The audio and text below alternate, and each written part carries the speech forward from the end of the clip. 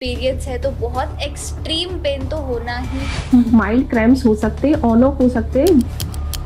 इस पेन का हमारे दिमाग पे, हमारे ब्रेन पे क्या असर पड़ता है? It will effect our mental health. फिर आपको पता नहीं लगता ये फिजिकल पेन करके मैं टायर्ड हूँ कि ये जो चीज़ें होती हैं इनका इलाज भी है। इलाज ये है, देखिए कई बार सर्वाइकल और सियाटिका का जो पेन है वो इस नर्व पेन से कैसे बच सकती है? Knee pain and joint pain, और वो भी 50+ नहीं। knee pain, hand pain, wrist pain, they assume कि weakness है, fatigue है.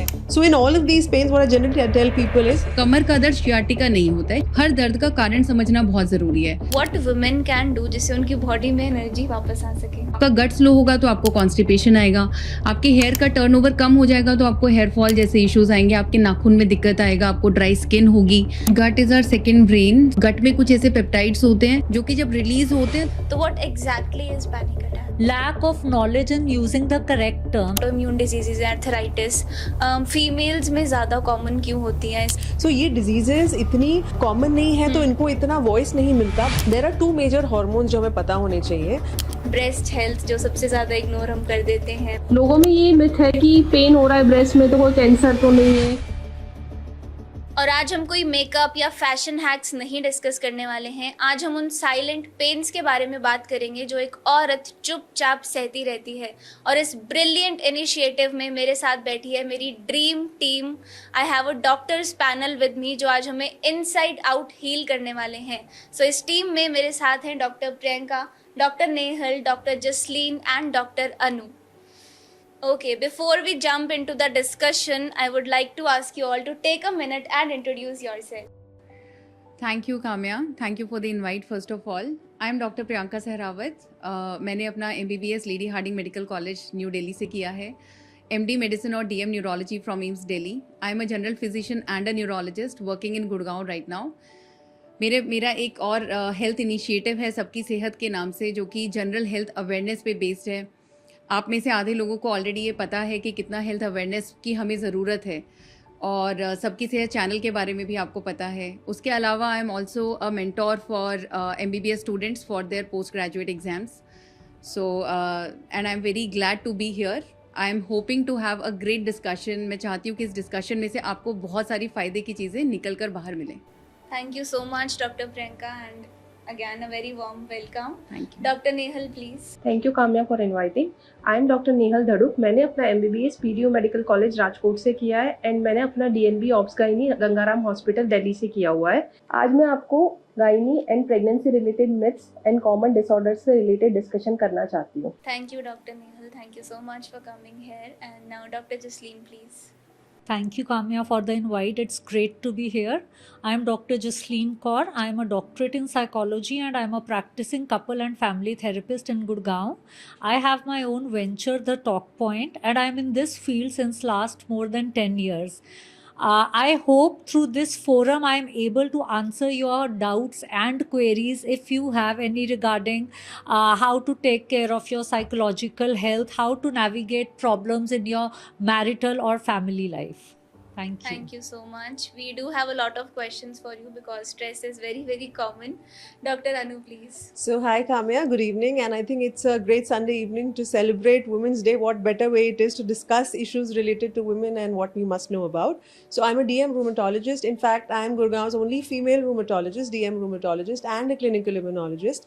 I trained at institutes like AIIMS and JIPMER, and I've been practicing in Gurgaon for the last almost 7 to 8 years, and I have my own setup called Dr. Anu Dabar's Rheumacare, and I also head the Department of Rheumatology at Paras Gurgaon. So today we'll talk about joint pains, which is a very important issue, and women do suffer from it and tend to ignore it very often, and when ignored it could really create a lot of problems. So let's hope by the end of this women won't ignore any pains. We are hoping the same and we are honored to have you. Thank you so much, guys, for coming here. And as you mentioned about joint pain, but not only joint pain, क्योंकि it's about women and women Yes. are going through a lot of pains every single day. चाहे home maker हो या housewife हो। अब खड़े रहने से heal pen है, काफ पेन है, बैठे रहने से बैक पेन है, सर्वाइकल हो जाता है, headache is a very common problem, plus periods आ जाएं तो पीरियड पेन एंड पूरा दिन उठा नहीं जाता। So we are starting right away with pain, क्योंकि कोई ना कोई औरत किसी भी प्रोफेशन में हो हर दिन किसी ना किसी दर्द से जूझ रही है। तो starting right with the pain, we have a question for you doctor Priyanka, and this is related to posture and lifestyle. अब पूरा दिन बैठे रहने से सर्वाइकल और शियाटिका का जो पेन है वो काफ़ी नॉर्मल हो गया है। तो आप मुझे बताओ, जो औरतें स्पेशली जो ऑफिस में काम करती हैं या वर्क फ्रॉम होम कर रही हैं, ज़्यादा देर बैठी रहती हैं, खड़ी रहती हैं, वो इस नर्व पेन से कैसे बच सकती हैं? करेक्ट काम्या। सो आजकल आईटी सेक्टर का जो लॉन्ग सिटिंग आवर्स हैं उसकी वजह से सर्वाइकल और बैक पेन के इश्यूज बढ़ते जा रहे हैं। अगर हम विलेज एरियाज़ की बात करें तो वहाँ पे झुकने का काम, भारी सामान उठाने का काम इतना है कि उनको बैक पेन का इशू बहुत रहता है। तो it's a very very common issue, you are right. So neck pain और बैक पेन दोनों के बारे में मेरी 3 सलाह रहेगी अपनी ऑडियंस के लिए। पहला, कभी भी किसी दर्द को इग्नोर नहीं करना है, क्योंकि वो दर्द अगर इग्नोर हुआ तो वहाँ से बढ़ता ही चला जाएगा। दूसरा, हर दर्द का कारण समझना बहुत ज़रूरी है। अगर आपको गर्दन में दर्द है तो वो मस्कुलर पेन है, वो नर्व की वजह से हो रहा है, वो आपके पोस्चर की वजह से हो रहा है, आपको उसका ध्यान रखना है। सबसे इम्पॉर्टेंट है आपका पोस्चर। अगर आप अपनी गर्दन को सीधा अलाइनमेंट में रखना चाहते हो तो आपको ध्यान रखना है कि आपके ईयर लूब्स आपके कंधों के ऊपर आ रहे हो। This is your normal cervical alignment. अगर आप 10 मिनट से ज़्यादा इसको आगे कर रहे हो, आपके कान आगे की तरफ आ रहे हैं, तो ये this is called poor alignment. इससे क्या होगा, आपके स्पाइनल पैरास्पाइनल मसल्स पे अनड्यू स्ट्रेन होगा और उसकी वजह से दर्द आएगा, उसकी वजह से डिस्क बल्ज होगा और फिर आपकी नर्व कंप्रेस होगी, आपकी नसें दबेंगी, उसकी वजह से फिर आपको और ज़्यादा दर्द आएगा। हमने सुना होगा कि नेक में का पेन होता है, वो फिर हाथों में आ रहा है, हाथों में झुंझुनाहट भी हो रही है। तो उसके बारे में आपको पता होना चाहिए कि पोस्चर का बहुत ध्यान रखना है। जिन लोगों को बैक पेन रहता है, जिसको आप शियाटिका भी कहते हो, तो हर कमर का दर्द शियाटिका नहीं होता है। शियाटिका एक नर्व है, शियाटिक नर्व, वो सिर्फ एक नर्व है। हालांकि उस नर्व के बहुत सारे ऐसे फाइबर्स होते हैं जो हमारे पैर को सप्लाई करते हैं, but every back pain is not sciatica. So it is important to meet your doctor to figure out कि ये बैक पेन हो क्यों रहा है। कुछ बैक पेन आपकी हिप जॉइंट के इन्फ्लेमेशन से भी होते हैं, जिसके बारे में डॉक्टर अनु डाबर हमें श्योरली बताएंगे। लेकिन जो नर्व कंप्रेशन वाले पेन है उसमें अगेन आपको अपने पोस्चर का ध्यान रखना है। फॉरवर्ड बेंडिंग से डिस्क बल्ज बढ़ता है, उससे नर्व कंप्रेशन बढ़ता है। तो अगर बैक पेन आ रहा है तो फॉरवर्ड बेंडिंग को अवॉइड करना है। आपको भारी सामान, 5 किलो से ज़्यादा भारी सामान नहीं उठाना है। अगर आपको एक तरफ का दर्द ज़्यादा हो रहा है जो कि आपके एक तरफ के पैर में जा रहा है, तो उस तरफ की करवट नहीं लेनी है। इन चीज़ों को तो आपको डेली रूटीन में ध्यान रखना ही है, other than taking your medications और डूइंग योर स्ट्रेंथनिंग एक्सरसाइजेस। अगर आपको दर्द नहीं भी है तो भी आफ्टर 30 ईयर्स ऑफ एज, क्योंकि आपके मसल्स डीजनरेट करने शुरू होते हैं, तो वो बैक पेन और नेक पेन तो आपको आना ही है। आपके मसल्स वीक हो रहे हैं, they will not be able to support your neck और your back for a long time after that. So आपके लिए नेक और बैक की स्ट्रेंथनिंग एक्सरसाइजेस करना बहुत ज़रूरी हो जाता है after 30 years of age specifically. So अगर आपको कमर दर्द या गर्दन का दर्द है तो इन 2-3 चीज़ों का ज़रूर ध्यान रखें। Can I add something? Sure. Like Priyanka talked about back pain, and that is a very relevant point. I'm adding in ताकि पेशेंट्स को वो कंटिन्यूटी में याद रहे। अगर किसी भी मेल या फीमेल पेशेंट, आज हम फीमेल्स के बारे में बात कर रहे हैं, अगर कोई 20 या 50 ईयर्स के बीच में है, परसिस्टेंट लोअर बैक पेन है, मिडिल बैक या अपर बैक पेन है, और उसका एक खास कैरेक्टरिस्टिक है कि वो सुबह सुबह उन्हें नींद से उठा देता है और सुबह उठ के उनको बहुत स्टिफनेस रहती है। नॉट अ 5-10 मिनट स्टिफनेस जो उठने के बाद सेटल हो जाए, but a sizeable duration, 30-40 minute stiff हैं। सुबह उनके मॉर्निंग कोर्स में बहुत टाइम लग रहा है, आधे घंटे में तैयार हो जाते थे, अब ऑफिस जाने में 1.5 घंटा लगता है। प्लस अर्ली मॉर्निंग ये सिम्टम्स वर्सन होते हैं। दिन भर आप बहुत देर तक बैठ गए, द पेन वर्सन्स, आप थोड़ा चले फिरे, it gets better. So we call this inflammatory pain. अगर इस तरह का पेन है, it can be related to a condition called ankylosing spondylitis, which is a treatable problem. Generally it is assumed women में तो आर्थराइटिस ये spine का नहीं होता या स्पाइन का आर्थराइटिस ही नहीं होता, but ankylosing spondylitis is a proper condition. And what's even more important is, आज से 8-10 साल पहले व्हेन वी वर स्टडिंग, ये कहा जाता था कि ये कंडीशन ज़्यादातर मेल्स में मिलती है, बट अब there is enough data to support the fact कि अगर 10 लोगों को ये प्रॉब्लम है, 5 मेल्स और 5 फीमेल्स इक्वल प्रेवलेंस हो गया है। और बिकॉज ये ट्रेडिशनल टीचिंग थी कि विमेन को एंकिलोजिंग नहीं होता, बहुत सी लेडीज़ को कह दिया जाता है आपके माइंड में ये वहम है, ये फाइब्रोमाइल्जिया है, आपको ऐसी कोई, आपको सिर्फ प्रॉब्लम वहम की है, पेन नहीं है, जबकि एक्चुअली उनमें एंकिलोजिंग स्पॉन्डिलाइटिस हो सकता है। So that's very important to be kept in mind. Very very important, very very relevant. I mean doctor Anu ने पॉइंट बताया, बहुत सारे ऐसे यंग पेशेंट्स हैं जो कि मिस ट्रीट होते रहते हैं. नर्व की मेडिकेशंस ले रहे हैं, गाबापेंटिन ले रहे हैं, प्रीगाबेलिन ले रहे हैं, फिर भी वो पेन में है. So what they do is they keep on moving from one doctor to another, orthopedician, neurologist, keep on going in circles and they never get treated, क्योंकि उनका कॉज ही नहीं पता चला है. सो एंकाइलोजिंग स्पॉन्डिलाइटिस जो इन्फ्लेमेटरी बैक पेन है, वो एंटी इन्फ्लेमेटरी एजेंट से ही ठीक होगा, वो नर्व की दवाइयों से ठीक नहीं होगा, वो आपके स्ट्रेंथनिंग एक्सरसाइजेस अलोन करने से ठीक नहीं होगा. So it is very important to diagnose that problem. तो अगर यंग लोगों को, जैसा मैम ने बोला, 20 to 50 ईयर के बीच में मॉर्निंग स्टिफनेस है जो कि 40-45 मिनट 1 घंटे तक रह रही है, बैक में पेन है, बहुत इंपॉर्टेंट है कि आप एक रूमेटोलॉजिस्ट को ज़रूर मिलो और इस चीज़ को फिगर आउट करो कि ये nerve related, disc bulge related pain है या फिर ये इन्फ्लेमेटरी बैक पेन है, क्योंकि दोनों का ट्रीटमेंट so बहुत many different है. patients she has correctly identified. Please stop coming to me. आपको कोई nerve issue नहीं है. You need to see a rheumatologist. This is definitely inflammatory pain and वो actually निकलते हैं. And then they're saying 3 साल से हम दुखी हो रहे थे. Thanks to Dr. Priyanka, उन्होंने हमें सही जगह भेजा. Because जब ये आप उनसे simple 4 सवाल पूछते हो, पेन रेस्ट पे improve होता है या बढ़ जाता है, stiffness है या नहीं, जैसे डॉक्टर साहब exactly यही तो है जो इतने समय से चल रहा है. And it's their quality of life just changes because 1 month into medicines and they're like आराम से उठ रहे हैं, everything we're able to do.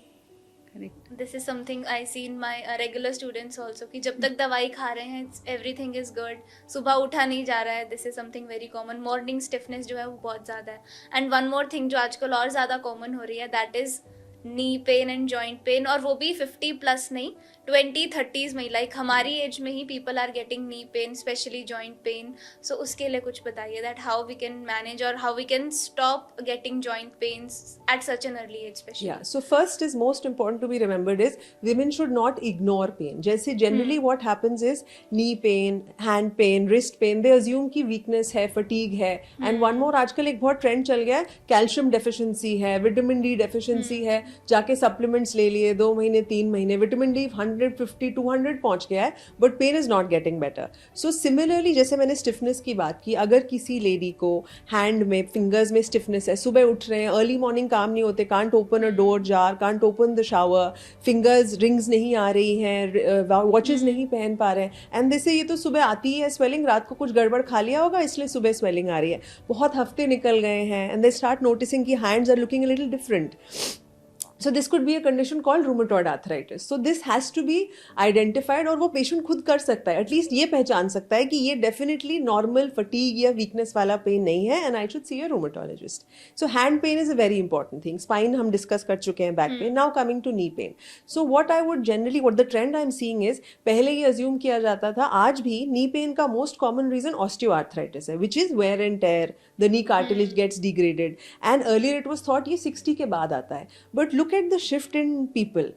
आज से 20-30 साल पहले the general BMI of people, the general weights were on a lower side. अब हमारे यहाँ तो obesity का, overweight का trend इतना बढ़ रहा है. So अगर किसी को knee pain है, first of all it should be looked for कि कहीं उनका cartilage wear and tear नहीं हो रहा है. Simple things like a joint examination, an X-ray can help you find it.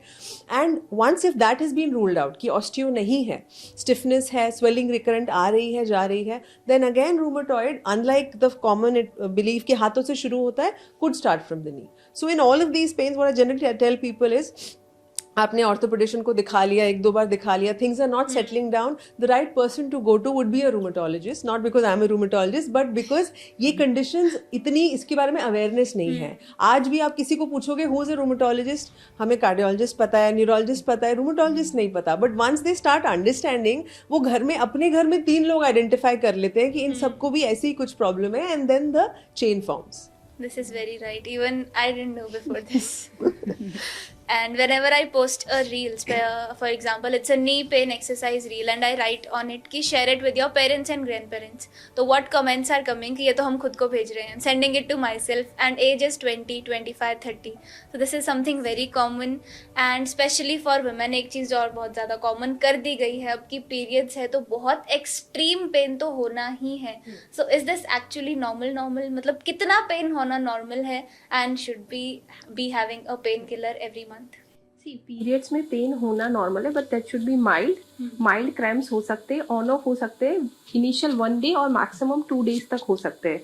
But अगर किसी को कंटिन्यूअसली 3 दिन 4 दिन पेन हो रहा है, सिवियर पेन हो रहा है, कंटिन्यूअसली पेन किलर लेनी पड़ रही है या इंजेक्टेबल्स लेने पड़ रहे हैं, या तो आपकी day to day activity hampers हो रही है इस वजह से, तो आपको this is not the normal, ये अंडरलाइन कुछ पैथोलॉजी इसके साथ एसोसिएट हो सकती है, तो आपको गायनेकोलॉजिस्ट से कंसल्ट करना चाहिए इस चीज़ को लेके। हो सकता है आपको फाइब्रॉइड हो या पॉलिप हो या कुछ और पैथोलॉजी हो, तो उसके लिए आपको गायनेकोलॉजिस्ट से कंसल्ट करके रिलेटेड इन्वेस्टिगेशंस कराने पड़ेंगे। हर पीरियड का पेन नॉर्मल नहीं होता।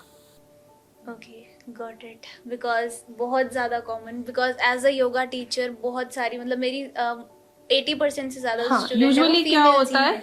एक या दो पेन किलर्स है जो बहुत कॉमन हो गए और लोग ना स्टार्ट होते ही पीरियड पेन वो लेना शुरू कर देते हैं और दिन में 3 बार 4 बार लेते रहते हैं और उनको लगता है कि हाँ पीरियड आ रहा है, पेन हो रहा है, this is the normal thing only. But इतनी कंटिन्यूअस पेन किलर जिस वजह से आपको वर्क प्लेस से या कहीं से भी छुट्टी लेनी पड़ रही है, आपकी डे टू डे एक्टिविटी खराब हो रही है, तो दिस इज नॉट नॉर्मल। हाँ, but it has been made normal की पीरियड्स हैं तो इट्स ओके, उठा नहीं जा रहा। मतलब बहुत ही कैजुअली लोग कमेंट करके जाते हैं कि हाँ मुझसे तो उठा भी नहीं जाता, मैं तो एक ग्लास पानी भी नहीं पी सकती हूँ, तो दिस इज नॉट नॉर्मल। या फिर I have to take 3 pain killers in 1 single day to manage this period pain. तो ये बहुत कॉमन हो गया है, which is really not a good sign. And अब बात करेंगे, क्योंकि हमने नी पेन डिस्कस किया, back pain, neck pain, period pain, अब इतने सारे जो पेन हमारी बॉडी में रहते हैं, so is it any ways affecting our mental health, की इस पेन का हमारे दिमाग पे, हमारे ब्रेन पे क्या असर पड़ रहा है? Very correctly asked Kamya. देखिए, अगर हमारी body is in a constant state of pain, physical pain, it will effect our mental health, क्योंकि कांस्टेंट पेन से क्या होता है, हमारा मूड पे इफेक्ट आता है, attention, memory, focus, all these cognitive activities. ये स्ट्रेस और एरियाज में स्पिल ओवर होता है, काम नहीं ख़त्म हो रहे, बाकी our routine is suffering, our life is getting impaired. तो इससे हमारी ऑब्वियसली स्ट्रेस बहुत बढ़ता है।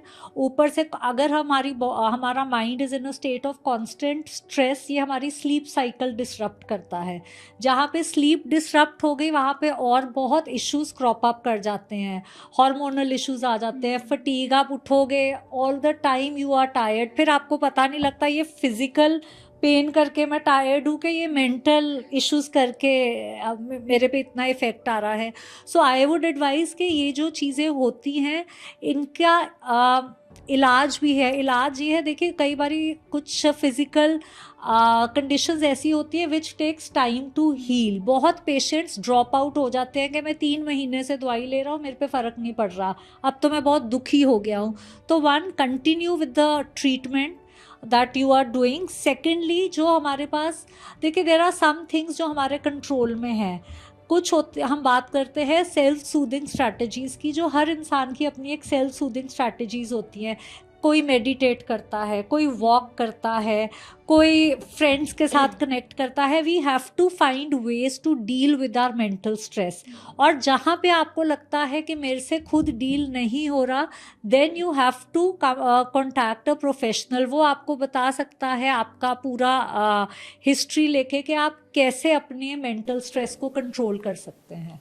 सो पेन डेफिनेटली हमें स्ट्रेस तक लेकर जाता है। बिल्कुल, chronic and prolonged pain can lead to stress, and stress leads to hormone disruption. it leads to so many other things. Yeah. Like So I said, now- sleep cycle disrupt होती है, Exactly. appetite changes होते हैं, mood, attention, memory, सब कुछ effect होता है। So next we are moving on to hormones only, because ये बहुत ही इनविजिबल सी चीज़ है जो हमें नहीं दिखती है, बट हमारे हॉर्मोन्स हमारी गट हेल्थ को, स्किन, मूड, एनर्जी, इमोशन सब कुछ रेगुलेट करते हैं। सो नेक्स्ट हम हॉर्मोन्स पर ही बात करने वाले हैं।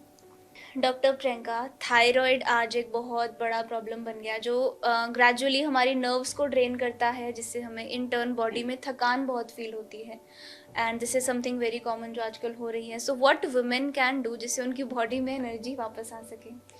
यस, सो थायराइड के बारे में मैं थोड़ा सा सिंप्लीफाई करके आपको समझाना चाहती हूँ कि थायराइड एक ग्लैंड होता है जो कि यहाँ गर्दन के अंदर प्रेजेंट होता है।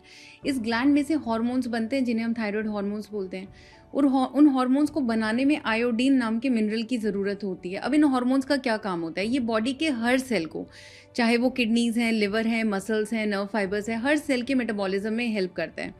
अगर ये हार्मोन ज़रूरत से कम हो रहा है तो उसको हम कहते हैं हाइपोथायरॉयडिज्म। तो ऑब्वियसली मेटाबॉलिज्म स्लो होगा, आपका गट स्लो होगा तो आपको कॉन्स्टिपेशन आएगा, आपके हेयर का टर्नओवर कम हो जाएगा तो आपको हेयर फॉल जैसे इश्यूज आएंगे, आपके नाखून में दिक्कत आएगा, आपको ड्राई स्किन होगी, आपको मोटापा आने लग जाएगा, वेट गेन हो जाएगा क्योंकि मेटाबॉलिज्म स्लो हो रहा है। वहीं अगर ये थायराइड हार्मोन ज़रूरत से ज़्यादा हो जाएंगे तो इसके आपको ऑपोजिट सिम्टम्स आएंगे। आपको डायरिया जैसा, लूज मोशंस, क्रॉनिक डायरिया का इशू हो सकता है, स्किन के इश्यूज, अगेन नेल और हेयर के इश्यूज, पतला हो जाना, वेट का कम हो जाना। तो थायराइड हार्मोन आपकी बॉडी के लिए एक बहुत ही एसेंशियल हार्मोन है।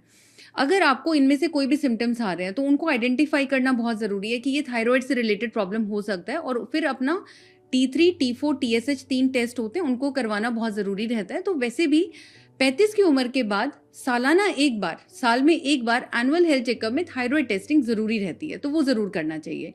उसके यंगर ग्रुप में अगर कभी भी ऐसे सिम्टम्स आपको देखने को मिल रहे हैं कि आप खाना ठीक से खा रहे हो लेकिन आपको वेट लॉस हो रहा है, आप बहुत ज़्यादा डाइट नहीं ले रहे हो, ख़राब डाइट नहीं ले रहे हो, फिर भी आपका वेट बढ़ता जा रहा है, या आपको वेट कम करने में दिक्कत आ रही है, तो आपको थायराइड की टेस्टिंग ज़रूर करनी है। एक जो चीज़ मैंने अभी देखी है, अभी जो रिसेंट ट्रेंड में आया है, वो है पिंक सॉल्ट का कंजम्पशन।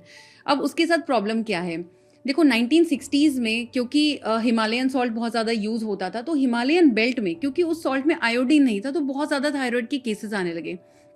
धीरे धीरे अगले 10-20 साल में वो केसेस आइडेंटिफाई हुए, तो उस टाइम पे हमारी गवर्नमेंट ने सॉल्ट का आयोडाइजेशन मैंडेटरी किया कि नमक इंडिया में आयोडाइज्ड ही होगा। क्यों? क्योंकि आयोडीन की कमी से थायराइड के केसेस बढ़ रहे हैं। अभी पिछले 10-15 साल से जब से ये पिंक सॉल्ट का कंजम्पशन धीरे धीरे बढ़ता जा रहा है, क्योंकि पिंक सॉल्ट, रॉक सॉल्ट में आयोडीन नहीं होता है, अब फिर से वो थायराइड के केसेस प्रॉप अप कर रहे हैं, फिर से वो थायराइड के केसेस आ रहे हैं।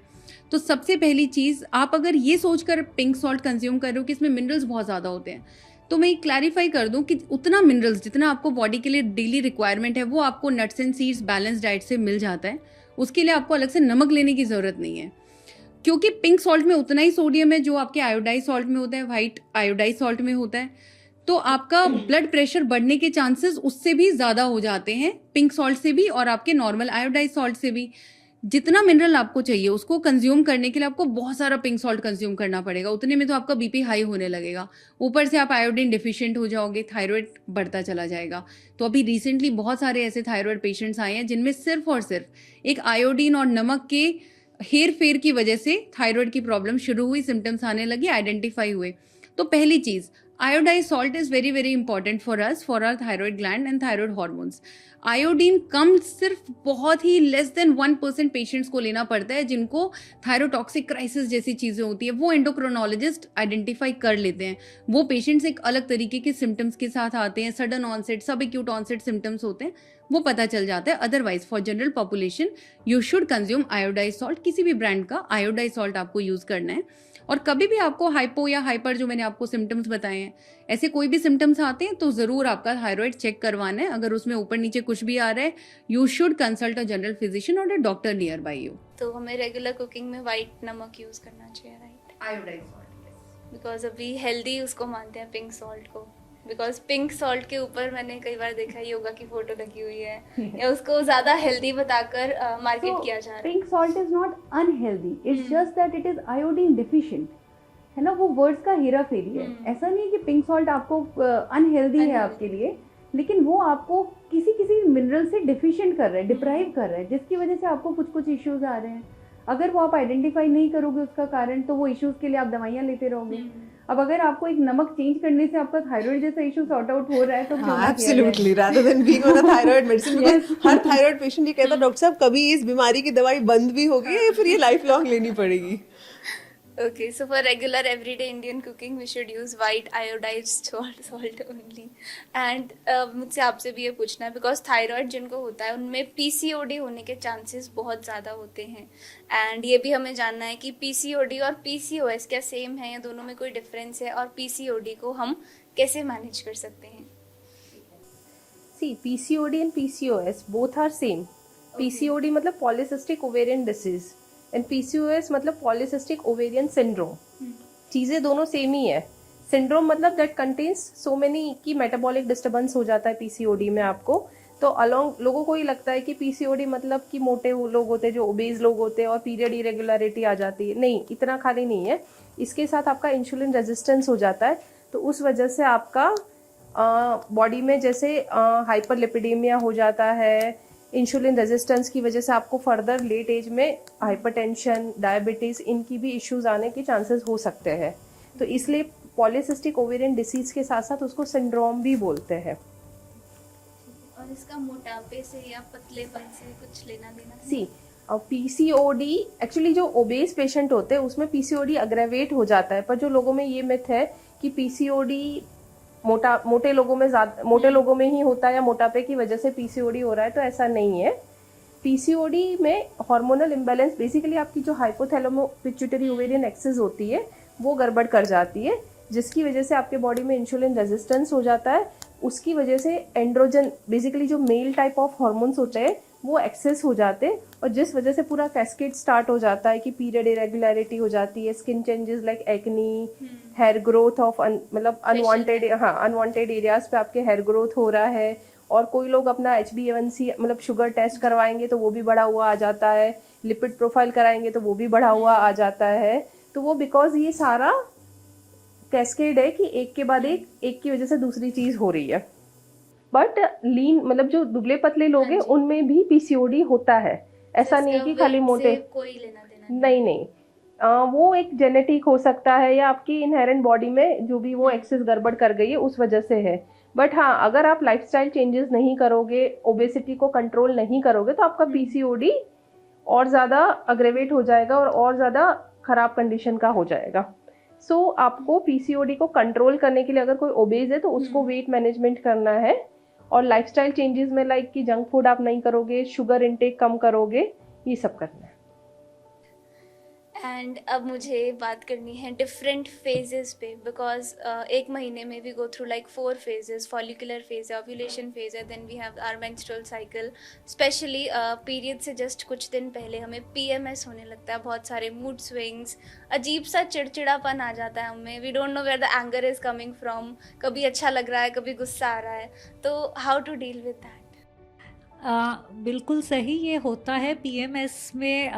वी हैव मूड स्विंग्स, गुस्सा आना, इरिटेबिलिटी होना, पर ये तभी PMS का पार्ट है और जनरली ये सेटल हो जाता है जब पीरियड स्टार्ट हो जाते हैं। बट कुछ केसेस में ये बहुत इंटेंस होता है, जिसमें उसको बोला जाता है PMDD, प्री मेंस्ट्रुअल डायस्फोरिक डिसऑर्डर। तो ये बहुत ही, जब इमोशंस इंटेंस हो या आपसे अपने मूड स्विंग्स ना कंट्रोल हो रहे हो, तो इसके लिए आपका फर्स्ट पॉइंट ऑफ कांटेक्ट होगा गायनेकोलॉजिस्ट, जो कि बताएंगे कि ये हार्मोनल है कि नॉन हार्मोनल है। अगर हार्मोनल है obviously then you will be treated accordingly, but अगर नॉन हार्मोनल है कि वैसे कुछ नहीं है पर आपके मूड स्विंग्स वगैरह is part of the stress that you are taking due to PMS, तो उसमें of course you need an expert guidance. Apart from that हम सबको अपने फेजेस पता है, we have to write down our trigger points. अगर हमें पता है कि हमें PMS में मूड स्विंग्स होते हैं, हमारा काम सफ़र करता है, may be during that period we should be prepared, थोड़ा सा हम आउटसाइड सपोर्ट ले, आउटसोर्स करें अपना काम, डेलीगेट करें। You know, we can tell our family members, our husband, यार प्लीज़ थोड़ा संभाल लेना ये 2-3 दिन। बट अगर नहीं संभल रहा then please seek help, you don't have to suffer. Is it something to do with panic attacks? Because females usually जब उन्हें बहुत ज़्यादा स्ट्रेस हो जाता है या एंग्जाइटी होती है या मूड स्विंग्स को कई बार हम बोल देते हैं कि मुझे तो पैनिक अटैक आ जाता है छोटी छोटी बात पे, तो what exactly is panic attack? देखिए आजकल क्या है कि this is simply I would say lack of knowledge in using the correct terms. अब एंग्जाइटी है, डिप्रेशन है, पैनिक अटैक्स हैं, ये टर्म्स आजकल बहुत लूजली यूज़ हो रही हैं, but they are clinical terms. But हम क्यों हर कोई यूज़ कर रहे हैं? Because they don't have the vocabulary to describe कि हमें क्या हो रहा है। ऊपर से हम ये मीडिया पे बहुत देखते हैं, कुछ भी ड्रामेटिक सीन्स हो वहाँ पे ये देखिए पैनिक अटैक में ये करना चाहिए, तो फिर we start associating ourselves with those symptoms. But I would say do not label it yourself, get proper diagnosis done। क्योंकि मान लीजिए आपको क्लिनिकली पैनिक अटैक है, आपको एंग्जाइटी है, हर चीज़ का इलाज अवेलेबल है, but do not your self label कि हमें ये हो रहा है। हो सकता है आपको इंटेंस मूड स्विंग्स हो रहे हैं। अब अगर मान लीजिए हमें किसी चीज़ का डर है, हम उसको एकदम फोबिया नहीं बोलेंगे, वो हमारा फियर है। फियर को फोबिया बनने में टाइम लगता है। इंटेंस इमोशंस को एंजाइटी, डिप्रेशन या पैनिक अटैक ओवर टाइम नहीं बनता। It has to be clinically diagnosed. Thank you so much, ये बहुत ही अच्छे से आपने एक्सप्लेन करा, बिकॉज यूजुअली आजकल हम इंटरनेट पे जो भी देख रहे हैं हम सोचते हैं ये तो मुझे भी होता है, ये तो मुझे भी होता है, और मतलब घर पे खुद को डायग्नोज Yes. कर लेते हैं, या फिर कई बार हम इग्नोर करते रहते हैं उस चीज़ को। एंड समथिंग वेरी कॉमन जैसे ऑटो इम्यून डिजीजेज, एर्थराइटिस, फीमेल्स में ज़्यादा कॉमन क्यों होती हैं? इसका कुछ हार्मोनल कनेक्शन है या फिर नहीं? So this is a very relevant question, क्योंकि जब भी हमारे पास कोई फीमेल आती है और हम डायग्नोसिस बनाते हैं, जैसे ऑटो इम्यून डिजीजेज जनरली लोगों को पता नहीं है, बट अगर if you follow the news तो रिसेंटली एक बहुत फेमस सेलिब्रिटी है समांथा प्रभु, उन्होंने खुद पब्लिकली एक्सेप्ट किया कि मुझे एक ऑटो इम्यून डिजीज़ है जिसे मायोसाइटिस कहा जाता है। फिर भी very famous musician Selena Gomez, जिन्होंने मतलब she accepted she has lupus, she had to undergo kidney transplant for that. So ये डिजीजेज इतनी कॉमन नहीं है तो इनको इतना वॉइस नहीं मिलता, बट इट्स इंपॉर्टेंट कि ये पता हो कि ये बीमारियां भी प्रेवलेंट हैं और ये फीमेल्स में क्यों होती है समझना ज़रूरी है। बिकॉज एक बार मेरे पास कोई पेशेंट बैठी है, the first question is doctor साहब मुझे क्यों हुआ। वो जो एक विमेन में गिल्ट है ना कि हमने कुछ गलत किया होगा जो हमें ये बीमारी हो गई, तो अगर वो समझेंगे कि इसके पीछे एक साइंटिफिक बेसिस है, it has something and it has mostly everything to do with hormones, तो वो इस सिचुएशन से, इस डिजीज से बेटर लड़ पाएंगे, अपने ट्रीटमेंट के साथ कंप्लायंट हो पाएंगे। So there are two major hormones जो हमें पता होने चाहिए, estrogen and progesterone, ठीक है। So estrogen is called the hormone which is responsible for functioning of the immune system. In fact, I think women should celebrate the fact कि because we have estrogen, our immune system is stronger than men. So women have a stronger immune system than men because we have estrogen. Problem तब आती है जब estrogen की excess हो जाती है body में, because कोई भी चीज़ जब excess में होती है we know that it could harm. So जब estrogen के levels बहुत ज़्यादा हो जाते हैं तो immune system खुद को attack करने लगता है, हमारा दुश्मन बन जाता है, and then we end up giving rise to different diseases. हाथों में joints में हुआ rheumatoid arthritis हुआ, lupus हुआ तो skin rash होगा, अलग अलग organ involved होंगे, muscle में damage होगा तो myositis हो जाएगा। तो estrogen का excess immune system को overactive करके करता है। That's one thing. Second thing is that there are मतलब it's females are XX chromosome, right, and males are XY। So generally जो भी इम्यून सिस्टम रिलेटेड जीन्स हैं उनकी क्लस्टरिंग होती है X क्रोमोसोम पे। तो अगर आप मेन से कंपेयर करेंगे, विमेन हैव 2X क्रोमोसोम, तो उनके जो इम्यून सिस्टम रिलेटेड जीन्स हैं उनकी कॉन्सेंट्रेशन ट्वाइस है, इसीलिए ज़्यादा प्रोबेबिलिटी होती है कि उनका इम्यून सिस्टम ओवर एक्टिव हो जाएगा। It could be a simple trigger, आपको वायरल इन्फेक्शन हुआ, आपको जॉइंट पेन्स हुए, 10-15 दिन में आपके घर में आपके हस्बैंड को भी हुआ, वो ठीक हो गया, बट आपकी पेन 6 महीने तक परसिस्टेंट है। That's because of the hormones, आपका इम्यून सिस्टम शांत ही नहीं हो रहा। इट इज अज्यूमिंग कि वायरस अभी भी है and it's constantly fighting, but because there is nothing to fight with, the virus has left the body, it's fighting with itself. And those are the two type of theories जो बताई जाती हैं that how hormones impact autoimmune diseases. Okay, that was very well answered. अब इससे पहले कि हम आगे बढ़े, हम अपने अगले सेगमेंट पे जाएं जो कि है गट हेल्थ। मुझे पहले आप लोगों से जानना है, आपके पास डेली में कितने पेशेंट्स आते होंगे एंड कितने लोग गूगल करके, मतलब गूगल इंस्पायर्ड जो पेशेंट्स होते हैं कि हमने गूगल करा था, या आप कोई ऐसा फ़नी इंसिडेंट शेयर करना चाहो या कुछ भी इंस्पायरिंग आप लोग शेयर करना चाहते हो जो आपके पास डेली बेसिस पे लोग आते होंगे कि हाँ ऐसा होता है, ऐसा नहीं होता, कुछ भी फ़नी, कुछ भी इंस्पिरेशनल, या आपके एक्सपीरियंस से कुछ भी जो आप बताना चाहते हो। सो गूगल इंस्पायर्ड नहीं, आजकल तो हमारे पास ChatGPT inspired patients I was going to say that. हाँ, रिसेंटली मतलब बहुत सारे ऐसे इंसिडेंट्स हैं, बट अभी रिसेंट का एक इंसिडेंट था जिसमें कि मैंने एक पेशेंट का NCV किया क्लिनिक पे, एंड बस उसका रिपोर्ट बनाया था। I interpreted the report. Patient ने रूम के बाहर जाके उसको ChatGPT पे डाला और उसका report, and then he came back to my room and asked me कि ChatGPT तो कह रहे हैं कि CIDP है, which is a chronic demyelinating polyneuropathy, जिसके लिए आपको एडमिट होकर 5 दिन के इंजेक्शन भी लगवाने पड़ते हैं, and the patient did not have that.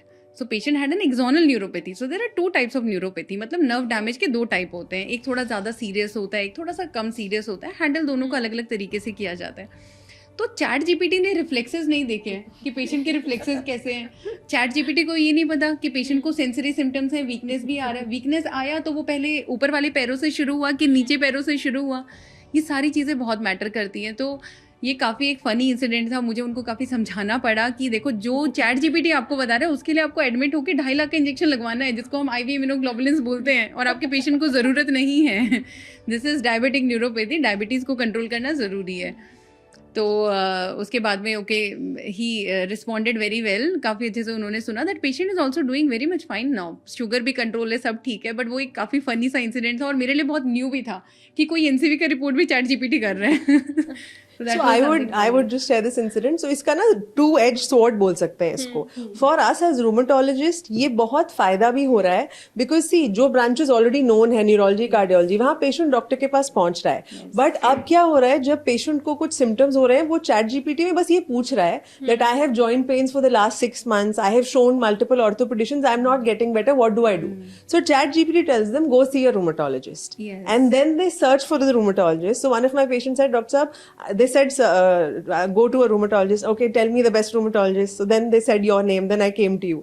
तो ये एक इसका पॉजिटिव इम्पैक्ट है. लेकिन on the contrary there are some patients who come in. So आजकल मैं क्या करती हूँ, on my desktop I open all 4. Grok खुला है, चैट जीपीटी खुला है. And why is that? Because it's an algorithm based thing. आप उसको जो फीड करोगे वो वही बताएगा. So for example few months पहले हमारे पास एक पेशेंट आई, शी हैड लूपस. अब लूपस में प्रेगनेंसी में there is a medicine called azathioprine जो हम देते हैं जो सेफ है.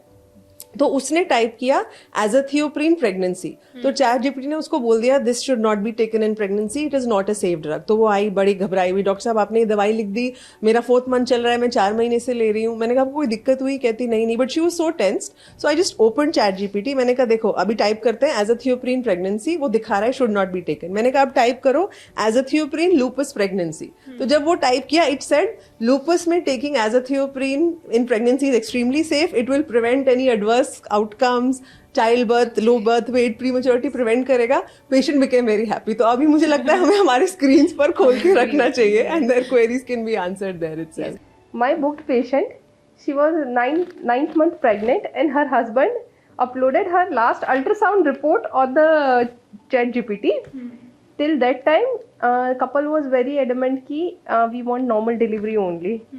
अब वो अपलोड कर दिया उन्होंने अल्ट्रासाउंड में, उसमें कुछ कुछ आया था, मतलब जस्ट बॉर्डर लाइन. अब चैट जीपीटी तो बहुत माइन्यूट चीज़ें भी बहुत पिक करके अग्रेवेट भी कर देता है ना.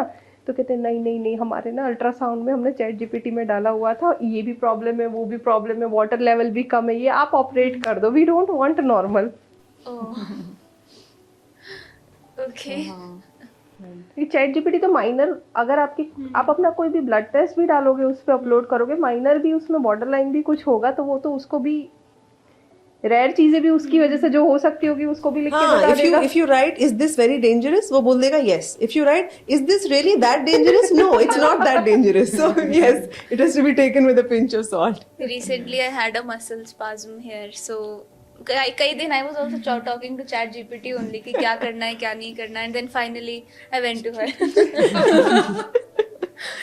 See, I think आजकल सबका first point of contact ChatGPT ही है. जैसे मेरी लाइन है, I am a relationship counsellor, so मेरा काम ऐसा नहीं है जो वर्ड ऑफ माउथ से चलता है, बिकॉज कोई किसी को बताएगा नहीं कि हमने मैरिज काउंसलिंग ली. You know it is still a stigma, कोई किसी को बताता नहीं है. तो मेरे पास जो आते हैं वो या चैट जीपीटी से आते हैं, and thank you chat GPT for that, या गूगल से आते हैं. सो एनीवे, सो मैं सबसे पूछती हूँ आपने मुझे कहाँ से ढूंढा? Ma'am chat GPT. तो मैं कहती हूँ उससे पहले आपने चैट जीपीटी से अपनी प्रॉब्लम डिस्कस की? हाँ जी मैम. उससे कहा स्पेंड टाइम विद दिस, वो ये उन्होंने कहा, पर मैम काम नहीं किया. वो काम इसलिए नहीं किया because there is a difference. As a therapist we will take your full history. Chat GPT can't trace your interactional styles, your boundaries in your relationship, attachment history, attachment injuries. कितना कुछ होता है when you look at the relationship dynamics. हम जीनोग्राम्स draw करते हैं, हम देखते हैं कहाँ पे कॉन्फ्लिक्ट्स हैं. There are so many things to consider. But like she said कि चैट जीपीटी तो एल्गोरिदम पिक करेगा ना जो आपने प्रॉम्प्ट डाला. प्रॉम्प्ट क्या डाला? Wife is not talking to me, communication problems for example. But problems are very deep there. It is not just communication problem. It is just ये तो एक फसाड है, अंदर प्रॉब्लम्स तो बहुत सीरियस है, वो चैट जीपीटी रिजॉल्व नहीं कर सकता. So it's a good thing that you are going there, but I think that should be just your first point of contact. these days people are talking to ChatGPT, मतलब expressing their emotions, Yes. what's going So on in I'm just life. saying that we are still last point of हाँ. contact. A psychologist, therapist, it's not first point of contact. सबसे पहले वो जाके chat GPT से ही हाँ. पूछेगे कि शायद free में कुछ फ्री में हेल्प हो कुछ मिल जाए. जाए. In But fact, one ये good thing जो- that ChatGPT does is कि पूरी बात करने के बाद at the end it will ask you to go to a doctor. Yes. So that is something good. And अब हम आगे बढ़ेंगे हमारे तीसरे सेगमेंट पे, that is gut health, जिसको हमारा second brain भी बोलते हैं. Because हमारी जो gut health है वो हमारी स्किन से भी रिलेटेड है, हमारा मूड भी रेगुलेट करती है, हमारे हार्मोन से भी कनेक्टेड है. प्लस आपने कई बार नोटिस किया होगा कि आप जब एंग्जाइटी वाले सिचुएशन में होते हो तो आपके पेट में ऐसे बटरफ्लाई सी फील होती हैं, यू फील वेरी ओवरवेल्म. तो ब्रेन और ये जो गट हेल्थ है दोनों आपस में कनेक्टेड हैं. अब आप लोग मुझे बताइए कि how is it so. So Kamya rightly said gut is our second brain. So अब हमारे पास गट ब्रेन एक्सिस थ्योरी भी है, जिसमें कि ये प्रूव हुआ है रिसर्च में कि हाँ, गट में कुछ ऐसे पेप्टाइड्स होते हैं जो कि जब रिलीज होते हैं तो आपको फ्यूचर में पार्किंसन और डिमेंशिया जैसी बीमारियों के भी रिस्क पे डालते हैं. सो बेसिकली आपको अपनी ब्रेन हेल्थ को ठीक रखने के लिए, डिमेंशिया और पार्किंसंस को प्रिवेंट करने के लिए गट हेल्थ का ध्यान अपनी यंगर एज में बहुत ज़्यादा रखना है. अब उसका ध्यान कैसे रखेंगे उस पर आते हैं. तो पहली चीज़ डाइट और दूसरा exercise. Exercise is your best probiotic. मैं हर पेशेंट को ही बताती हूँ कि एक्सरसाइज आपका बेस्ट प्रोबायोटिक है. अगर आप सिडेंट्री लाइफस्टाइल कर रहे हो, आपका गट कभी ठीक रह नहीं सकता है, चाहे आप अच्छी डाइट भी ले रहे हो. सेकेंडली, आपको अपनी एरोबिक्स, एक्सरसाइज, स्ट्रेंथ ट्रेनिंग के साथ में अपने डाइट का बहुत ध्यान रखना है. तो ऐसे कौन से प्रोबायोटिक, प्रीबायोटिक फूड आइटम्स होते हैं. अब जैसे इडली है, फर्मेंटेड फूड आइटम है, कर्ड, योगर्ट. अगर आप कर्ड को हंग कर्ड में कन्वर्ट कर पाओ, अगर आपके पास समय है, तो वो प्रोटीन भी कॉन्सेंट्रेट हो जाता है, तो it becomes a high protein substitute also along with the probiotic. Then your banana, coconut water. अभी गर्मियाँ आ रही हैं तो नारियल पानी बहुत अच्छा है. अनटिल अनलेस आपको हार्ट का कोई कंडीशन है या किडनी का कोई प्रॉब्लम है, अदरवाइज आप डेली 1 कोकोनट वाटर तो ले ही सकते हो, तो वो ज़रूर लेना है. अपने खाने में ध्यान रखना है कि प्रोसेस्ड और पैकेज, जितनी भी चीज़ें पैकेट्स में आती हैं उनको अवॉइड करना है. गट हेल्थ के क्या इश्यूज आपको फील हो सकते हैं. ब्लोटिंग हो सकता है, पेट का उभर सा रहना, कि पेट मोटा मोटा लगता रहता है, भरा भरा सा रहता है, गैस की प्रॉब्लम रहती है, रिफ्लक्स का इशू होता है. तो अगर ये सब है तो डाइट और एक्सरसाइज का बहुत ध्यान रखना है. Stay physically active. And then अगर आप ये सब करोगे तो एटलीस्ट आप अपना पार्किंसन, एल्जाइमर का रिस्क कुछ % तक कम कर पाओगे, क्योंकि उसके और भी बहुत सारे रिस्क फैक्टर है. अब डिमेंशिया, पार्किंसन जैसी चीज़ें मल्टीफैक्टोरियल होती हैं. There is no single factor which can prevent it और which causes it. These are multifactorial, बहुत सारी चीज़ें हैं. बट कुछ चीज़ें होती हैं जो मॉडिफाइबल है, जो आपके हाथ में, कुछ चीज़ें जो नॉन मॉडिफाइबल हैं, जिनको आप चेंज नहीं कर सकते, जैसे कि आपकी एज. लेकिन जो मॉडिफाइबल चीज़ें जैसे डाइट और एक्सरसाइज, गट हेल्थ, उसका ज़रूर आप ध्यान रख सकते हो. And then you can maintain a good brain health also accordingly. Doctor Anu, So- ये जो इन्फ्लेमेशन है क्या ये भी हमारी गट हेल्थ को अफेक्ट करती है? So you'll be surprised to know that 70% of our immune system हमारी गट की लाइनिंग में होता है. तो ये आपने बहुत से लोगों से सुना होगा कि डॉक्टर साहब हमें आर्थराइटिस है, लेकिन एक चीज़ हम बताएं, पिछले 7-8 साल से हम कॉन्स्टिपेटेड हैं. सो बहुत बार ये होता है that chronic inflammation in the gut, और वो इन्फ्लेमेशन ऐसे ही मैनिफेस्ट करेगा. सर्टन फूड्स के लिए इंटॉलरेंस होगा कि हमने ये वाली दाल खाई तो हमें जॉइंट पेन हो गया, हमने बैंगन खाया तो हमें जॉइंट पेन हो गया. So they start associating the foods with the problem, but actually the problem is that उनका गट इन्फ्लेम्ड है, और वो मल्टीपल रीजन से इन्फ्लेम्ड है. अब उस इन्फ्लेमेशन को अगर आप किसी तरह रोक पाएंगे, किसी तरह प्रिवेंट कर पाएंगे, तो आप बहुत सारी ऑटोइम्यून डिजीजेस से बच सकते हैं. और अगर बच भी ना सकें तो अगर वो डिजीजेस होती हैं तो बहुत इफेक्टिवली मैनेज हो जाएंगी, कम मेडिकेशन से ट्रीट हो जाएंगी, क्या पता मेडिसिन भी बंद हो जाएं. So what can you do for the good health, gut health? Like she said, she covered everything, but most importantly 2 चीज़ों का ध्यान रखना है. Being sedentary is the new smoking जो कहते हैं. सो ये जो 10,000 स्टेप्स है, I don't really agree with that. Do whatever you have to do, but कोशिश कीजिए कि you are on the move.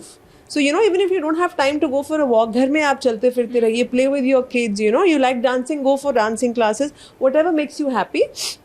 Because if you have good bowel movements, physical activity helps. Second thing is sugar eliminate करना is very important, because sugar is the food for the bad bacteria in the gut. और ये जो bad bacteria हैं, ये सारे inflammatory products निकालते हैं जो body में अलग अलग जाके brain में neurological problems, autoimmune diseases cause करते हैं. So staying away from sugar and too much salt also. Too much salt is also not good. आपने देखा होगा कभी शादी में रात को बाहर खाना खाने जाते हैं, next day you feel so nasty. So it's not just the oil and the maida that you eat, but the salt also. Because Chinese food, eating out, there's a lot of salt content. हम घर में उतना salt खा ही नहीं सकते.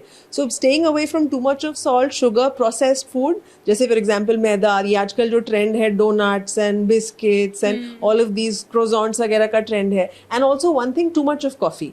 Too much of coffee, 2-3 cups are good, but too much of coffee is also not good for the gut. So ये सब चीज़ें आप कर सकते हैं to maintain a healthy gut, and then that helps. Thank you so much, that was really insightful because gut health is something जो बहुत ज़्यादा इंपॉर्टेंट है हमारी बॉडी के लिए, एंड उसको हैप्पी और हेल्दी रखना तो ज़रूरी है ही. एंड एक और चीज़ है हम औरतों में जो होती है कि हमें सुपर वुमेन बनना है, सबके लिए करना है, एंड फिर अगर किसी के लिए कुछ नहीं किया तो हमें बहुत ज़्यादा गिल्ट आ जाता है, स्पेशली अगर कोई न्यू मॉम है या वर्किंग मॉम है तो अपने बच्चे को घर पे छोड़ के काम पर जाने का गिल्ट है, या अगर आप गलती से बीमार हो गए तो घर वालों के लिए कुछ ना कर पाने का गिल्ट है. तो इस गिल्ट से हम कैसे बच सकते हैं, मतलब how should a women set healthy boundaries for her self? देखिए, इसके दो कारण हैं. एक तो है कुछ सोसाइटी ने नॉर्म्स ऐसे बनाए हुए हैं that a mother, a woman is indispensable for her child, for her family, for her home. दूसरा रीज़न है कि विमेन ने भी ये चीज़ इंटरनलाइज कर ली है कि अगर हम बीमार पड़ गए the house will fall apart. भाई मतलब कैसे होगा, कुछ नहीं होगा, सब वैसे ही चलेगा. You have to take care of yourself. अब what you asked is how to set boundaries. सबसे पहले आइडेंटिफाई कीजिए negotiables and non-negotiables in your life. कि ठीक है, मैं खाना आउटसोर्स कर सकती हूँ, मैं कुक रखूँगी, दिस इज़ नॉन नेगोशिएबल. क्यों? क्योंकि मुझे अपने जॉब पे ध्यान देना है, मुझे हेल्थ पे ध्यान देना है, मुझे बच्चे पे ध्यान देना है. So we have to identify. Then what is very important is having a routine for yourself. अक्सर मैंने देखा है जब मेरे पास फैमिलीज आती हैं, कपल्स आते हैं, सबका हर मेंबर का एक रूटीन होता है, पर जो वाइफ का रूटीन है, जो वुमन का रूटीन है, वो सबके लाइफ के आसपास घूम रहा है. ये जब ऑफिस निकलते हैं मैं तब ब्रेकफास्ट करती हूँ, चाहे वो 9 बजे है या 10 बजे है. बच्चे जब चले जाते हैं उसके बाद मैं वॉक पे जाती हूँ. So you have to set boundaries for yourself. If you want to bring the change in you, you will have to do that effort. It is, I know setting boundaries is very tough, but it is also very helpful in the long run. You have to make a routine के come what may, मैं 6 बजे walk पे जाऊँगी, ये 1 घंटा मुझे exercise करनी ही करनी है, चाहे आप शाम को कीजिए या सुबह. Third thing, learn to be assertive. I am not available after 7 PM. चाहे हमारा वर्क है या कोई और घर का चोर है, मैं 7 बजे के बाद I can not do this. मुझे अपना बच्चों पे ध्यान देना है या मेरा ये अपना मी टाइम है. We have to set boundaries, we have to communicate assertively, we have to identify negotiables and non negotiables, we have to outsource. अब रही बात कि हमें गिल्ट होता है, see a primary duty we feel is कि हमें सबकी केयर करनी है, but who is looking after you? A happy wife, a happy mother can do much more than an overworked individual. So talk it out with your partner, discuss. नहीं तो क्या होता है, हम चुपचाप सब कॉम्प्रोमाइज़ करते रहते हैं, चलो कोई बात नहीं, 1 दिन हो गया, 2 दिन हो गया, धीरे धीरे ये हैबिट बन जाते हैं, पैटर्न्स डेवलप हो जाते हैं, सब कंफर्टेबल हो जाते हैं कि चलो ये बोल रही है पर ये संभाल लेती है, यू नो, अगर हम नहीं करेंगे ये तो संभाल ही लेगी. इससे क्या होता है, over a period of years resentment आ जाती है, and resentment is the seed of any conflict in your life. So इससे पहले कि हम इस स्टेज पे पहुंचे, we have to identify what works for us. काफ़ी वुमेन ये एक्सक्यूज़ देती हैं कि अगर हम एक्सरसाइज करने लगेंगे तो बच्चों का ध्यान कौन देगा, या एक्सरसाइज करने का टाइम नहीं क्योंकि खाना बनाना होता है. बट काफ़ी स्टूडेंट्स हैं जिन्होंने इस चीज़ को चेंज करा, लाइक मेरे जो वुमेन स्टूडेंट्स हैं, तब उनका पहले यही कहना होता था कि टाइम नहीं है या फिर हो नहीं पाता, लेकिन जब उन्होंने करा तो क्वालिटी ऑफ लाइफ चेंज हुई. बिकॉज पहले वो बहुत ज़्यादा चिड़चिड़ी और गुस्से में रहती थी, बच्चों पे गुस्सा कर देती थी, हस्बैंड के साथ अच्छे से नहीं रह रही हैं. But after practicing yoga what has change, उन्हें गुस्सा कम आने लगा है, वो हैप्पीली वो सारे काम कर रही हैं. ऐसा नहीं टाइम अब भी है, टाइम निकल रहा है, बट क्वालिटी ऑफ लाइफ काफ़ी ज़्यादा चेंज हो गई है. The way we think, bit of self care, exactly, look after yourself. And self care से एक और चीज़ जो हमें याद आती है, दैट इज़ ब्रेस्ट हेल्थ जो सबसे ज़्यादा इग्नोर हम कर देते हैं because we never just look at it. So breast health और ब्रेस्ट कैंसर जो है, थोड़ी सी अवेयरनेस उसके बारे में, और ब्रेस्ट को कैसे एग्जामिन करना चाहिए. Self breast examination is the most important thing. आप डेली, ऑल्टरनेट डे या वीक में 2 या 3 बार जब भी आप बाथ लेने जाते हो, नहाने जाते हो, दोनों ब्रेस्ट को आपको फील करना है कि कोई हार्ड सा, बेसिकली बॉल टाइप का. ब्रेस्ट कैंसर स्टार्ट होता है छोटे से, एकदम बॉल से भी छोटी साइज से धीरे धीरे ग्रो होता है. इनिशियली वो मूवेबल होता है, जो आप टच करोगे कि यहाँ मूव हो गया, वहां मूव हो गया, फिर धीरे धीरे वो फिक्स हो जाता है, वो मूव नहीं हो पाता. लोगों में ये मिथ है कि पेन हो रहा है ब्रेस्ट में तो कोई कैंसर तो नहीं है, बट नहीं. ब्रेस्ट कैंसर में पेन, ब्रेस्ट कैंसर और पेन का कोई लेना देना नहीं है. ब्रेस्ट कैंसर में आपको ऑलवेज लंप फील होगा ही होगा, और या तो आपके निप्पल से ब्लड डिस्चार्ज हो रहा है, या निप्पल का अराउंड का रिट्रैक्शन हो रखे, बेसिकली कुछ भी अनयूजुअल आपके ब्रेस्ट में लग रहा है. Most common is the lump. और ऐसा नहीं कि ब्रेस्ट, आपको साइड में अंडर आर्म पीट तक चेक करना है, क्योंकि वहां तक भी कई बार फील हो जाता है. और मोस्ट इम्पोर्टेंटली जिनकी फैमिली हिस्ट्री है, जैसे मदर को है, बेसिकली मैटरनल साइड, मदर को है, नानी को है, मासी को है, मैटरनल साइड, तो उसमें 10 to 15% केसेस में जेनेटिक होता है. BRCA1 और 2 जीन म्यूटेशन बोलते हैं. अगर किसी में वो म्यूटेशन पॉजिटिव होता है तो फिर वो आपको, मतलब मैटरनल साइड से हेरिडिटरी आने के पूरे चांसेस होते हैं. तो breast examination is the most important. और जिसमें फैमिली हिस्ट्री है उनको तो फिर पीरियोडिकली अल्ट्रासाउंड ब्रेस्ट, और after 35 years of the age mammography routine में कराना चाहिए. In any case preventive health checkup में भी 35 to 40 ईयर्स की एज के बाद आपको मेमोग्राफी एवरी 3 ईयर्स कराना चाहिए. Okay doctors, the heavy lifting is done. अब हम थोड़ा फन करेंगे. अब मैं ना आप ही की फील्ड से आपसे एक एक मिथ बोलूँगी मैं आपको, जो कॉमन मिथ है, और आपको बताना है कि वो सच है या फिर वो इट्स अ मिथ और इट्स अ फैक्ट.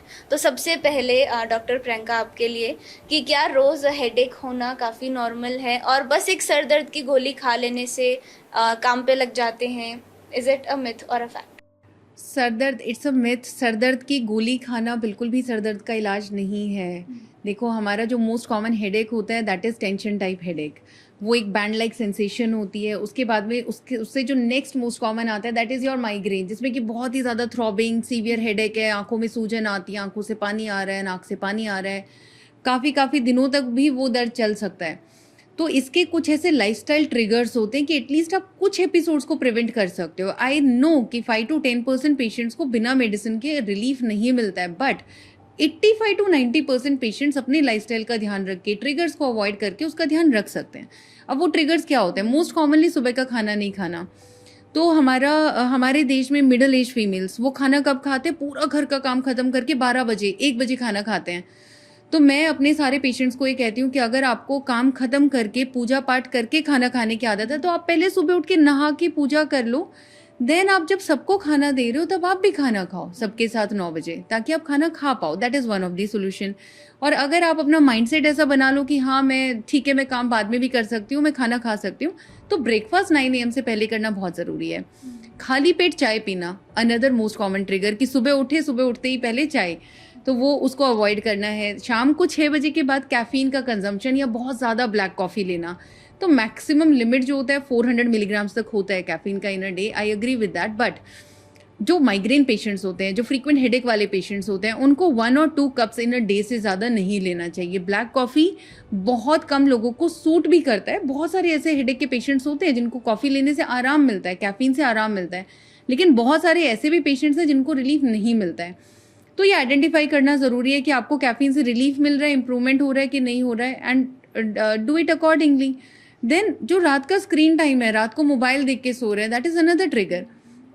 तो रात को सोने के बेड टाइम से 2 घंटा पहले screen, any type of screen like television, mobile, desktop, iPad, जो भी है, उसको प्लीज़ बंद करके सोए अगर आपको हेडेक रहते हैं तो फ्रीक्वेंटली.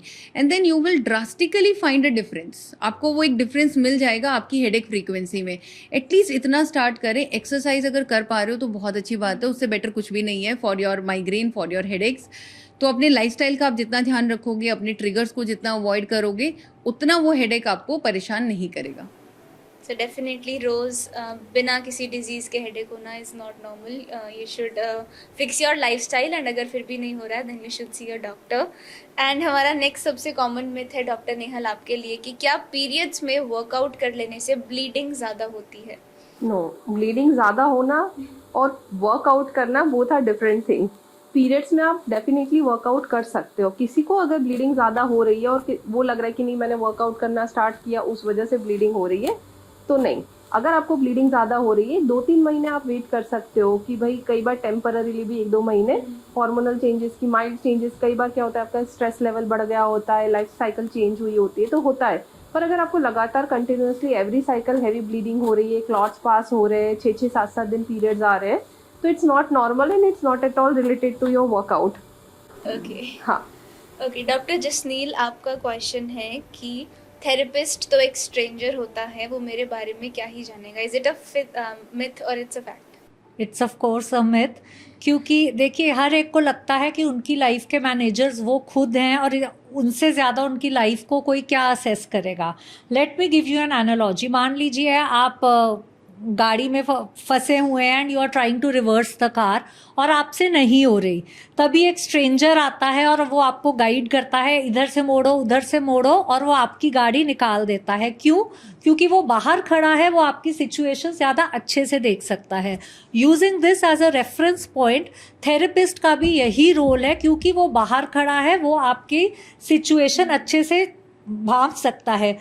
अभी जैसे मेरे पास कपल्स आते हैं मैरिज काउंसलिंग के लिए, रिलेशनशिप काउंसलिंग के लिए, वी कैन स्पॉट पैटर्न्स. जैसे एक ओवर फंक्शनिंग होगा, एक अंडर फंक्शनिंग स्पाउस है, या कोई डोमिनेटिंग है, कोई सबमिसिव है, एक लॉजिकल है, एक इमोशनल है. These are patterns. Then we look for boundaries. कई कपल्स में बाउंड्रीज बहुत इनमेश्ड होती है, ओवर इन्वॉल्वमेंट है कि पर्सनल स्पेस ही नहीं मिल रही. कई जगह बाउंड्रीज इतनी रिजिड हैं कि दोनों को पता ही नहीं है एक दूसरे की लाइफ्स में हो क्या रहा है.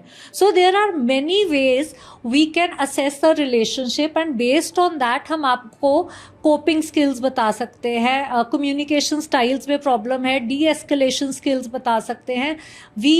we have evidence based approaches. there are many theories, CBT है, इमोशन फोकस्ड है. हम बहुत कुछ असेस करके आपकी सिचुएशन से, क्योंकि हम बाहर से देख रहे हैं, we can help you. So please if you have the resources to seek help, take help and make your life better. Okay doctor Anu, for you it is कि हड्डियों से कट कट की आवाज़ आना कोई बड़ी बीमारी का लक्षण है? सो ये एक बिल्कुल मिथ है. इनफैक्ट लास्ट वीक मेरे पास एक पेशेंट इसीलिए आए थे, डॉक्टर साहब मैं आपको कुछ दिखाना चाहता हूँ, आपका टाइम लूंगा. एंड उन्होंने एक एक करके अपनी सारी फिंगर्स चटकाई, कलाई से आवाज़ निकाली. देखिए डॉक्टर साहब ऐसी ऐसी आवाज़ें आती है मेरे जॉइंट से. तो I asked him just 3 questions, और वही मैं ऑडियंस को भी बोलूँगी. अगर आपकी ये साउंड्स आ रहे हैं लेकिन उसके साथ कोई पेन नहीं है, कोई मोबिलिटी रिस्ट्रिक्टेड नहीं है, आपको वॉक करनी है, एक्सरसाइज करनी है, आप सब कुछ कर पा रहे हो, और ये जो क्लिकिंग साउंड्स है इनका जो नेचर है या इनका जो पैटर्न है वो सडनली चेंज नहीं हुआ है, तो प्लीज इन साउंड से मत डरिए. It is a very normal phenomenon. Generally there are some people are very flexible, उनमें ये साउंड ज्यादा आते हैं. जैसे एक कंडीशन भी होती है जिसको हम हाइपर मोबिलिटी सिंड्रोम बोलते हैं, जहां पर you can just touch your little finger. आपने देखा होगा कुछ लोग लिटिल फिंगर यहाँ तक ले जाते हैं. Some people can when they are doing yoga they can just touch their forearms on the floor and they are very flexible, which is a good thing. So in the absence of pain या mobility restriction, जोड़ों से आवाज आना बिल्कुल problem का कोई संकेत नहीं है. Okay, thank you for clarifying that. And it was really a very amazing, insightful and inspiring session. But before we wrap up, मुझे आप लोगों से एक रेड फ्लैग और एक ग्रीन फ्लैग चाहिए, आप लोगों की फील्ड से ही. तो starting with you doctor Priyanka, आप मुझे बताओ एक रेड फ्लैग, वन थिंग जो वुमेन को आज ही स्टॉप कर देनी चाहिए, और एक ग्रीन फ्लैग जो उन्हें अपने रूटीन में ऐड ऑन कर लेना चाहिए. I would say brain health के लिए one red flag would be staying empty stomach for more than 4 hours. Fasting. अगर आपको हेडेक्स हैं स्पेसिफिकली तो ये खाली पेट रहना आपके हेडेक्स को ट्रिगर करेगा, उससे आपका इनएफिशिएंसी बढ़ जाएगी, आपकी स्लीप हाइजीन भी डिस्टर्ब हो जाएगी, तो वो एक रेड फ्लैग है आपके लिए. और green flag would be to exercise. I mean अगर आप 30 मिनट्स का एरोबिक्स कर पा रहे हो, उसमें 15 to 20 मिनट स्ट्रेंथ ट्रेनिंग भी ले पा रहे हो, और एक हाई प्रोटीन डाइट मेंटेन कर रहे हो, तो उससे अच्छा आपके ब्रेन हेल्थ के लिए और कुछ भी नहीं हो सकता है. Doctor Nehal, one red flag one green. मैं रिलेटेड टू फर्टिलिटी आपको बताऊंगी, red flag and green flag. Nowadays basically female सब वर्किंग है और लेट मैरिजेस हो रहे हैं, तो यूजुअली प्रेगनेंसी प्लान लोगों के डिले हो रहे हैं। और नया लोग आया कि लोग AMH करा लेते हैं कि मेरा AMH ठीक है, now I can plan delay, मतलब मैं डिले भी कर सकती हूँ प्रेगनेंसी को।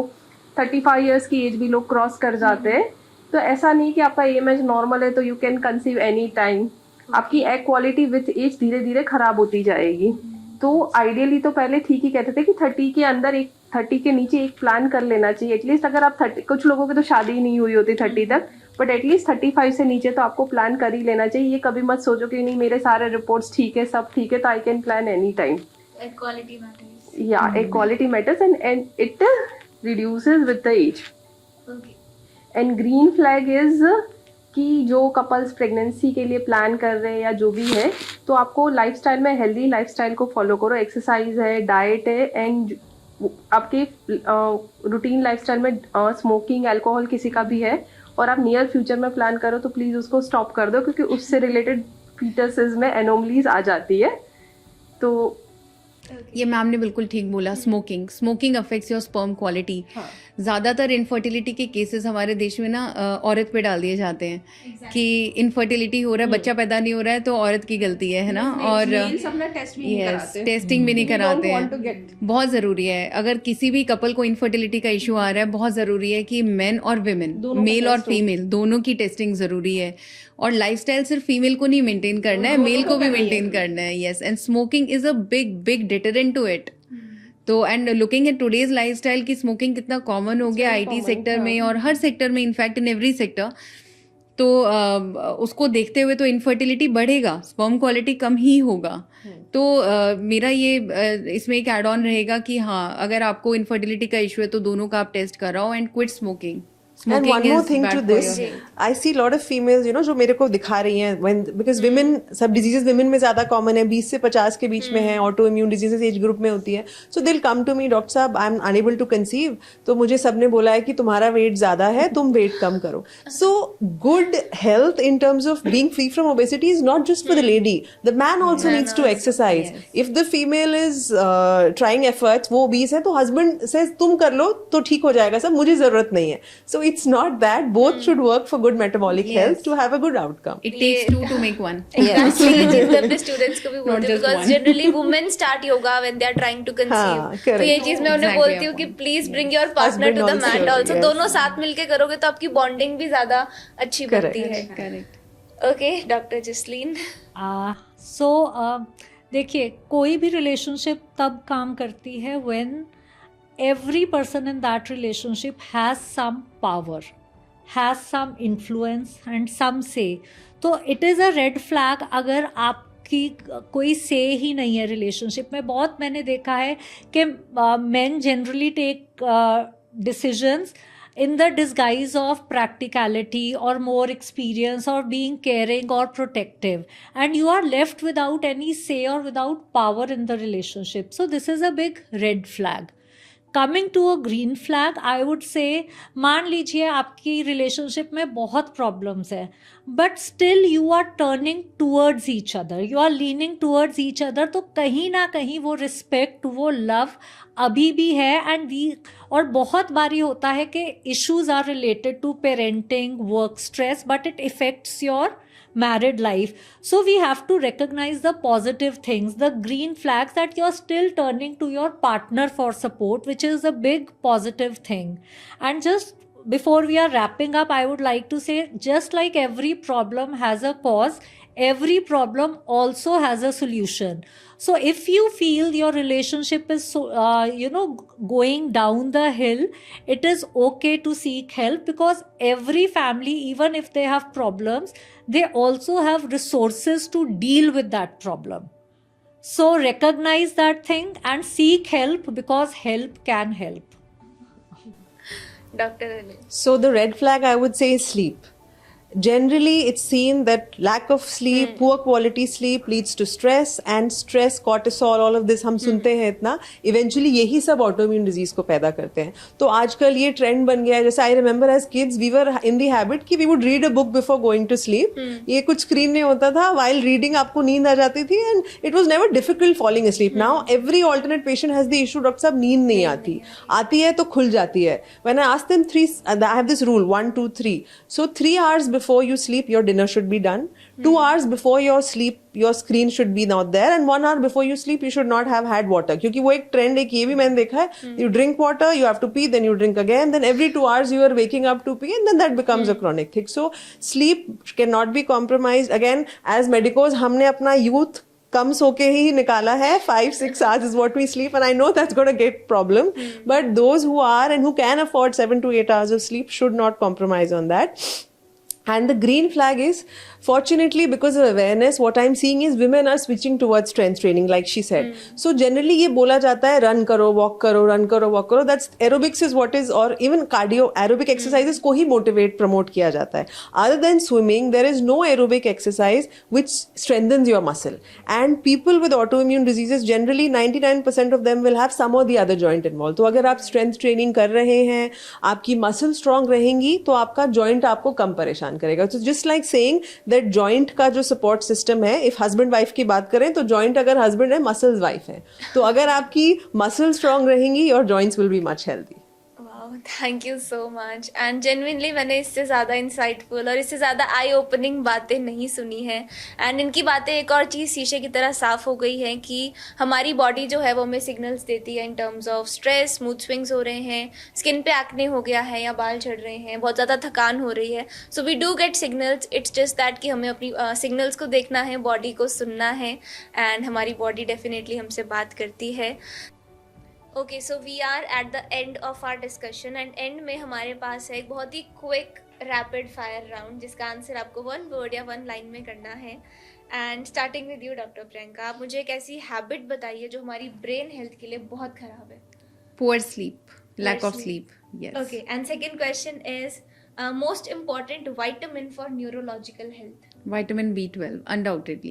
So vitamin B12 deficiency चक्कर भी कर सकता है, नसों में झुंझुनाहट, न्यूरोपैथी के सिम्टम्स, Okay. बहुत सारी चीज़ें, बहुत सारे न्यूरोलॉजिकल इश्यूज कर सकता है. तो undoubtedly the best vitamin for your brain health और your nerve health. Okay, doctor Nehal, आप मुझे बताइए कि हमें पैप स्मेयर कौन सी एज से शुरू करना चाहिए. Every 3 years. Every 3 years. If your report comes normal. Okay. If it will show कि सब कुछ है, तो then management would get changed. Alright, and the second question is कि अगर कोई फैमिली प्लानिंग कर रहा है या कंसीव करने की कोशिश कर रहा है तो उन्हें कितने समय पहले से फॉलिक एसिड का कंजम्पशन शुरू करना चाहिए. Ideally, if someone is planning कि हमें family plan करना है, तो they can get pregnant anytime. They should start folic acid when they start to plan the pregnancy. Okay. और sometimes patients को पता नहीं होता couples को कि pregnancy They are है. pregnant, yeah. वो जैसे basically as early as they know कि they are pregnant, they should start. Ideally, by the books, so 3 months prior to pregnancy, you should start the folic acid because Okay. folic acid is very important for the neural formation in brain and neural tube. But जब भी पता चल जाए, जब से भी कुछ शुरू कर सकते हैं. Okay, and for you doctor Jasleen, आप मुझे एक ऐसी हैबिट बताइए जो कपल्स बहुत ही रॉन्ग कर रहे हैं अपने रिलेशनशिप्स में, मैरिज में. कपल बनना भूल गए हैं. वो पेरेंट्स हैं, वो सन इन लॉ है, डॉटर इन लॉ है, वो घर के मैनेजर्स हैं, पर वो हस्बैंड वाइफ होना भूल गए हैं. So they should take out time more as a couple and spend time together as a couple. ये नहीं कि सारी कम्युनिकेशन इज़ फोकस्ड अराउंड कल क्या खाना है बच्चों का. ये अपनी कॉन्वर्सेशंस, अपना intimate time they should spend together. Okay, and for you doctor Anu, it is कि क्या अर्थराइटिस सिर्फ ओल्ड एज में अफेक्ट करता है? Absolutely not. From the age of 6 years to the age of 80 years. From 6 arthritis, yes, from 6 years. बच्चों में होता है juvenile arthritis. So I also practice pediatric rheumatology. 6 साल के बच्चे से लेके 80 साल के बुजुर्ग को arthritis हो सकता है. And we must understand arthritis is a symptom of 100 different type reasons. तो autoimmune diseases या arthritis 100 से भी ज़्यादा प्रकार के होते हैं जो 6 साल से 80 साल किसी भी एज में आ सकते हैं. तो you cannot be immune to it. Okay, and the second question is, क्या आर्थराइटिस का कोई ट्रीटमेंट नहीं है? एब्सोल्युटली ट्रीटमेंट अवेलेबल है. जो लोग पेन किलर्स या स्टेरॉइड्स खा के अपना दर्द दबा रहे हैं उसे मैं ट्रीटमेंट नहीं कहूंगी, लेकिन आज के ज़माने में विद मॉडर्न मेडिसिन एक आर्थराइटिस या ऑटोइम्यून डिजीज का पेशेंट उतनी ही नॉर्मल लाइफ लीड कर सकता है जितना कोई और. So get treatment, you could be absolutely fine. Okay, that's a wrap. And बहुत ही ज़्यादा आई ओपनिंग, बहुत ही इंसाइटफुल और इंस्पायरिंग सेशन था. You also let me know till then in the comment section कि आपको कैसा लगा. And surely we know by now कि हमारी बॉडी जो है हमें सिग्नल्स देती है. सिग्नल्स इन टर्म्स ऑफ कि डाइजेशन अच्छा नहीं रह रहा, या फेस पे बहुत ज़्यादा एक्ने हो रहा है, सडनली बाल झड़ने लग गए हैं, या इनफ खाने के बाद भी थकान फील होती है, रात को नींद अच्छे से नहीं हो रही है. बस ज़रूरत है इन सिग्नल्स को सुनने की. एंड इन डॉक्टर्स ने आज हमें बहुत ही ब्यूटिफुली हर एक चीज़ इतने अच्छे से एक्सप्लेन करी है, उनके सॉल्यूशंस दिए हैं. So doctors, thank you so much for coming और इतनी ज़्यादा नॉलेज देने के लिए.